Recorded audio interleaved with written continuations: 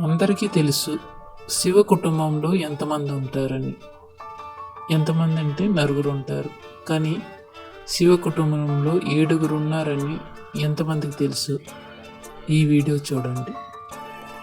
అసలు నిజంగా కడుపున పుట్టినటువంటి బిడ్డలకి పెద్దపీట వేస్తారు ఎక్కడైనా. శివుని యొక్క కారుణ్యంలో ఉన్న గొప్పతనం ఏమిటంటే కడుపున పుట్టిన బిడ్డల కన్నా కడుపున పుట్టని వాళ్ళకి పెద్దపీట. మాతా చ పార్వతీదేవి పితాదేవో మహేశ్వర బాంధవా శివ భక్తాశ్చ స్వదేశో భువనత్రయం. అన్ని లోకముల ఆయన కుటుంబం.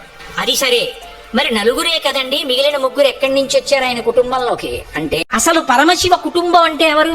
పార్వతీదేవి, పరమేశ్వరుడు, విఘ్నేశ్వరుడు, సుబ్రహ్మణ్యుడు. ఆ నలుగురు కదు కుటుంబం. కానీ కాదు, ఆ కుటుంబం ఎంతమంది అంటే 7 కలిస్తే ఆ కుటుంబం అవుతుంది. ఇంకా విస్తరిస్తుంది. ఈరోజు మంచి మాట. ఈ వీడియోలో మీకు నచ్చినట్లయితే కామెంట్లో ఓం నమః శివాయ అని టైప్ చేయండి. శివ కుటుంబంలోనే శత్రువులు ఉన్నారు, మీకు తెలుసా? ఈ వీడియో ఆలకించండి. నా కుటుంబం ఏం నీ కుటుంబం? ఇక్కడ ఇదేదైనా శివ కుటుంబమా? శివ కుటుంబంలో సమైక్యం ఎలా ఉంటుందో. శివుడు వాహనం ఎద్దు, అమ్మవారి వాహనం సింహం. ఒక్క చూపు సింహం ఎద్దుకే చూస్తే శివుడు అమ్మవారి ఇద్దరు ఉండరు ఇక్కడ. సింహానికి ఎద్దు శత్రువు. శివుడు మెడలో పాము ఉంటుంది, పాముకి ఆహారం ఎలక. వినాయకుడు వాహనం ఎలక. వినాయక చవిత్రాన్ని నొక్కేస్తే మళ్ళీ ఆయనకు వాహనం లేదు ఇక్కడ.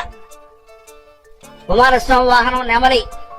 శివుడు మెడలో పాము ఉంటుంది. ఒక్కసారి ఆ నెమలు బయటకు వచ్చి పామును మింగేస్తే ఏమి లేదు, శివుడికి ఆభరణాలు లేవు, మళ్ళీ లలిత జ్యువెలరీ పోవాల్సిందే. ఇంత వైరం ఉందండి శివ కుటుంబంలో. ఒక వాహనానికి ఇంకో వాహనానికి పడదు. పరమశత్రువులందరూ కలిసి ఉన్నారు. ఎందుకు తెలుసా? భగవత్ సన్నిధిలో ఉన్నారు. కారణం అది, భగవత్ సన్నిధిలో ఉన్నారు. ఇంత సామరస్యం. పరస్పర శత్రువులు ఏ జంతువుకి ఇంకో దాంతో పడదు. అవన్నీ కలిసి కాపురం చేస్తున్నాయి. మనం ఇక్కడ పెళ్లి చేసుకుని మంత్రపూర్వకంగా 2 కోట్లు ఖర్చు పెట్టి పెళ్లి చేసుకున్నాం, 2 ఏళ్ళు కాపురం చేయలేకపోతున్నాయి. అప్పుడే డిఫరెన్స్ ఒపీనియన్. ఈ వీడియో నచ్చినట్లయితే లైక్ చేయండి, షేర్ చేయండి, సబ్స్క్రైబ్ చేసుకోండి. Thank you.